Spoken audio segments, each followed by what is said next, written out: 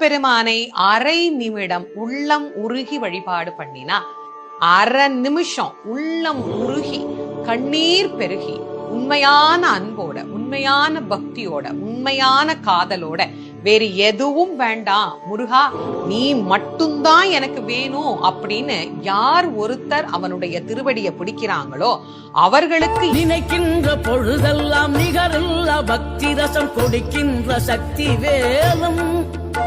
நீ துதிக்கின்ற கணமெல்லாம் இனிக்கின்ற இதயம் தன்னை அழைக்கின்ற வெற்றி வேலும். அழகான அவதாரம், அழியாத புகழ், செல்வம், அன்புக்கு ஒரு தெய்வம் நீ. சிறுகுறையதும் இல்லாமல் குலம் காத்து எந்நாளும் அருள் செய்யும் பெருவள்ளல் நீ.